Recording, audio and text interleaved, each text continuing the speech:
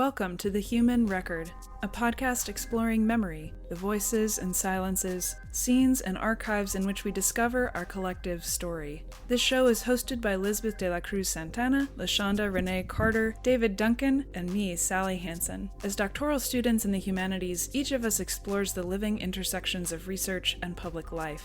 In today's episode, we encounter the borderlands of the country many of us call home through the Playas de Tijuana Mural project, directed by our very own Lizbeth de la Cruz Santana. The mural, located at the beachy westernmost end of the US-Mexico border wall, visualizes the crisis of deportation and the rupture it forces on families and communities. As we explore the story of the mural's creation and its all-too-temporary testimony, we're led to reimagine the edges of our own lives and identities, the responsibilities and opportunities that come with living in and for a place. The Human Record is supported by the National Humanities Center and the San Diego State University Digital Humanities Center.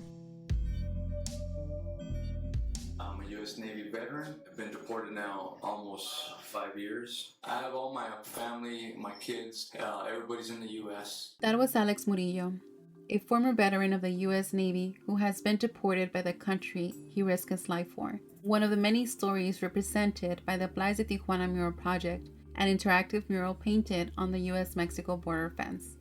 As deported U.S. veterans, we feel that we should have been protected by the country that we were willing to fight and die for. Alex was brought to the U.S. by his parents when he was about 1 year old. He enlisted in the Navy as a legal permanent resident. But in 2008, Alex was convicted in federal court of marijuana possession. He served out his full sentence, after which he was deported, with no consideration whatsoever made for his military service. Alex left behind 4 children who depended on him and who have been traumatized by the loss of their father. Why was I good enough to fight and die for America, but I'm not good enough to live there?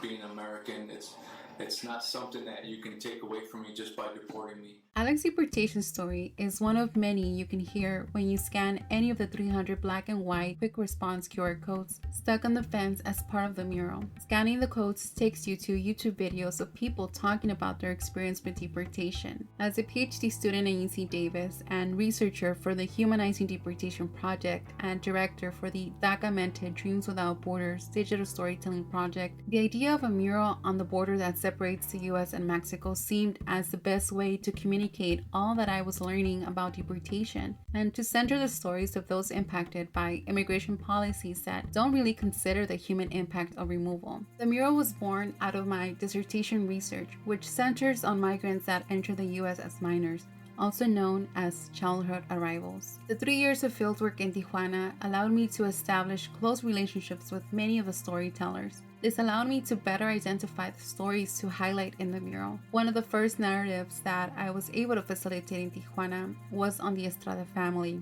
After my brother got deported 2 months later, my parents joined my brother in Mexico.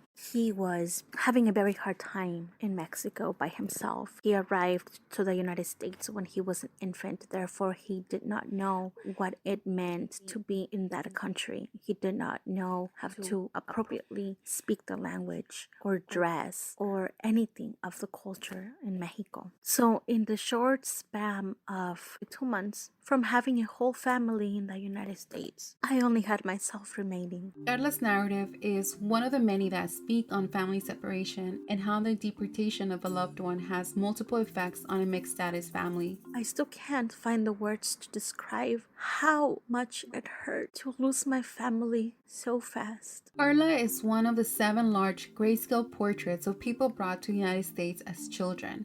Her portrait accompanies childhood arrivals Isaac Rivera, John Guzman, Montserrat Godoy, Andy De Leon, Tania Mendoza, and Jairo Lozano. The stories and mural links extend well beyond the dreamers. The idea was to provide an ample profile of who child arrivals are and how they contest the limited definitions and eligibility criteria set by the DACA and DREAM Act to identify this population. One perfect example is Jorge's story. I was deported at age 19. Now, I knew I was born in Mexico. I just didn't know what that meant.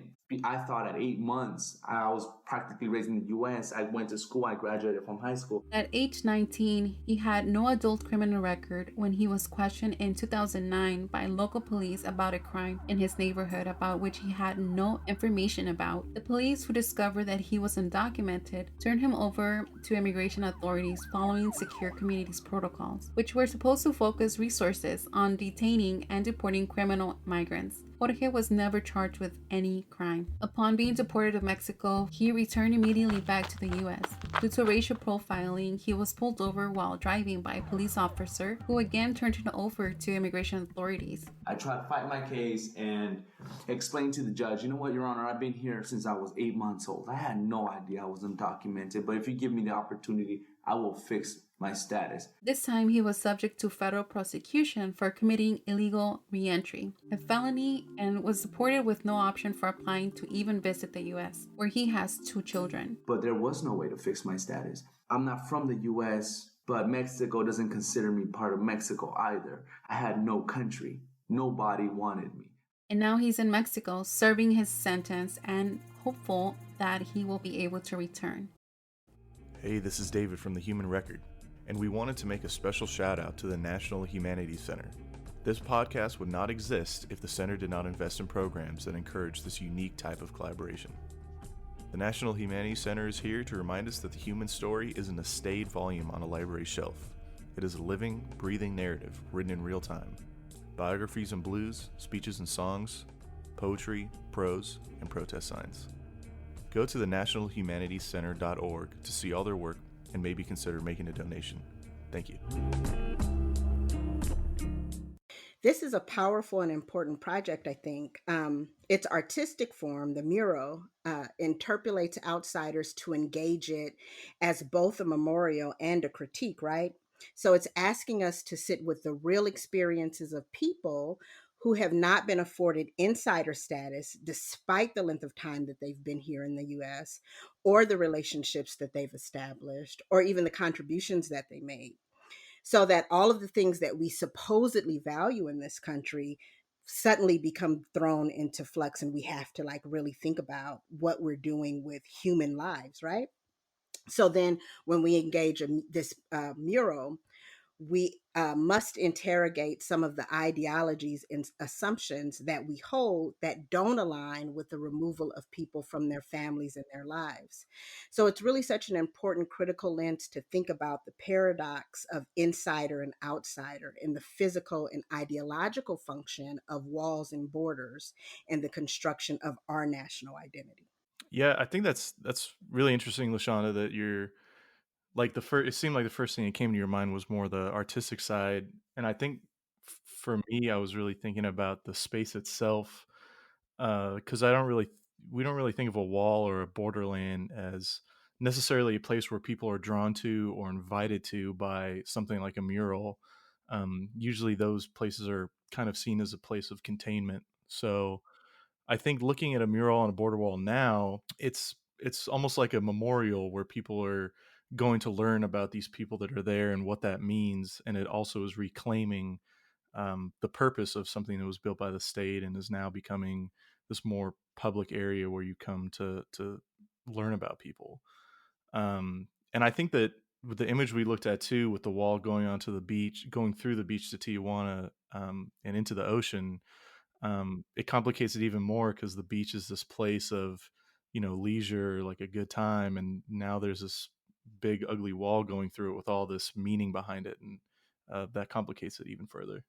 As David mentioned, the mural is located on the beach, which is the beginning of the western point of the border wall. And this mural is accompanied by other paintings. So this is not the only art that people can see when they're there. But the important part of this mural is that it's basically on the beach section, which is singled out. So it's still part of Friendship Park, but it's also its own thing, which allows for visitors to really pay attention to it. And for me, as one of the creators of the project, it's really important to provide a more visible aspect of what deportation is and to create a more humane way to observe and to really dig into the story. So the important part of, engaging with this border wall is to also humanize the stories through art and the portraits of those who have been deported or are vulnerable to deportation. Yeah, Liz, when I see the images of the mural and the faces represented there, I do feel very much the art inviting me into personal encounter, an encounter as elusive and still incredibly profound. So the faces, I don't know who they are. When I look at them, I don't know what they've experienced. And to some extent, I can never have full access to all the dimensions and textures of everything that they've undergone. Of course, I can learn more about their stories, and Liz, the brilliant QR codes that are placed all around the wall and in your website, they let me hear Tanya describing her daughters that she hasn't seen in years, or Montserrat's struggle to heal from long episodes of domestic violence. So the faces on the wall are marked by these codes, and when I follow them, I can step toward them and deeper into their world. And I think that's the incredible power of the digital humanities. But at the same time, the images preserve a sense of loss, I think. They're painted on the actual slats of the wall of the wall itself. And so in the gaps between those slats, we can see these stripes of sky and barbed wire. So their faces on the wall are literally broken up by absence and loss and state violence. And so they stammer in a way. And my own comprehension of them stammers. Still, I think there's a strength in their expression, a kind of calmness or resilience. And there really is something of them that exists beyond the wall in my sense of them. And it feels like something strong within them is reaching out past and beyond their images. It's like their stories are extending beyond themselves in a very real way. Still, I'm wondering in these COVID times about the maintenance of the mural. As we've mentioned, they're on the edge of the water and they're totally exposed. And Liz has said it won't be possible to keep them from eroding during these COVID times. And yeah, I wonder what y'all think about what that means for this project. Yeah, I mean, that's an excellent point. So, to my mind, the erosive temporality of it, like the fact that it has finiteness to it, right? That without a constant return, um, to try and remake and remap the original faces, that it actually speaks more to the like longevity in the of the project of reproduction, right? It illuminates several things without really changing the original meaning.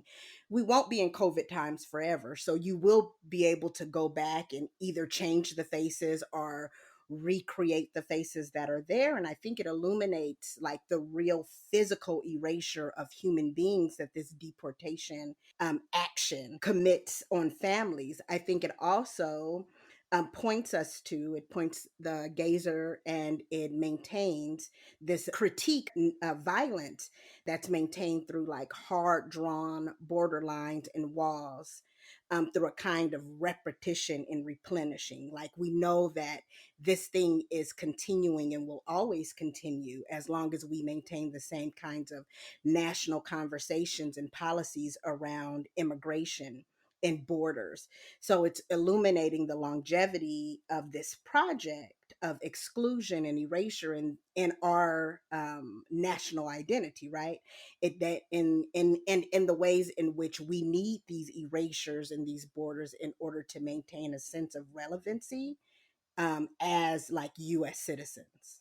Yeah, I think it's really, I think you and I both are kind of seeing this temporality of the mural as a strength rather than something that's a negative.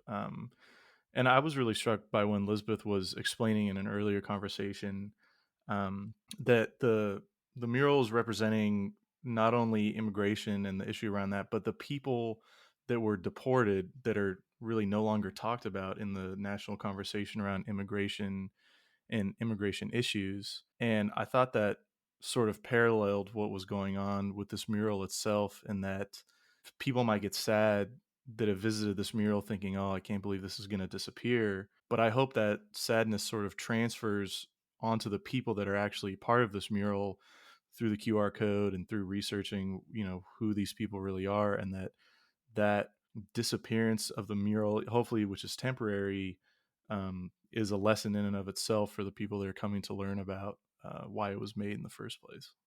Yes, and that takes me to share, and I feel like I didn't even bring that up in the previous conversations we've had. My idea since last year was to continue implementing more stories and more faces on the border wall, because my idea is to expand and really use that space that's hitting the sea and it's separating both countries with more human faces, more stories of those impacted, not just childhood arrivals, but anyone who's been experiencing deportation or who can't even cross to the US legally when there's conditions that are set up for that. For example, asylum seekers that can't really come into the US as they were able to before. But due to the pandemic, it's been extremely hard to even go back to Mexico and to stay at the beach and to paint. I figured out different ways to still paint with community, but at the same time, COVID makes it extremely hard, and I wouldn't feel ethically working with other people painting, even if there's an urgency and still communicating the stories. For that reason, I think at this stage, I am letting the mural be as it should be. The materials that we use are meant to last for 5 to 10 years. I'm realizing that the idea behind the mural goes beyond us painting and being in community, but it's more of sending that message that if we don't do something within that time frame, like 5 years, then we're just reproducing the silences and the violence towards this community. So in a way, I see it as a timer, as letting other folks know, like, hey, if we don't do something since this mural was painted in 2019, then we haven't learned our lesson. It doesn't matter that there's funding available for students. It doesn't matter that there's interest in this topic and that there's a new lens to look into it and to talk about it, because we're not doing anything. So I think that's my biggest criticism. Yes, let's publish a book, an article, but are we actually taking action in the ways that do matter? I appreciate the incredible work that you've done on this project. The fact that you picked it up and that you're like carrying these stories forward is such an important memory and human project, right? We titled this the human record for a reason, and what you've done is like physically create a record that contends with and recognizes the limitations and the violences. And it's a simple act, and yet it's such an important and impactful act. So I just wanted to like point that out and just say how incredible your work is. Thank you. And I mentioned it before. I really appreciate that we're taking this time and we're learning how to do the podcast. And we were all paired up and we're making it work. And we're using this time to also, at least in my case, I'm learning to think about my work and the mural project in a whole different way, which I haven't had the time to even process things this way. Jumped up in space and dipped out. Whack seas like the flies that go in mouth. Click on your speakers just to tell you I'm inbound. Lizbeth de la Cruz Santana is a doctoral student in Spanish at the University of California, Davis. Lashonda Renee Carter is a doctoral student in the program of Culture and Theory at the University of California, Irvine. David Duncan at the University of California, Santa Cruz is pursuing a doctorate in the history department. I, Sally Hansen, am headed toward a PhD in English literature at the University of Notre Dame. Many thanks to our departments for supporting this podcasting session. And many thanks again to the National Humanities Center and the San Diego State University Digital Humanities Library. The intro and outro music for this episode are provided by Agent and Helinche, a participant in the Playas de Tijuana Mural project. You can find Agent on Instagram at CAGentleman.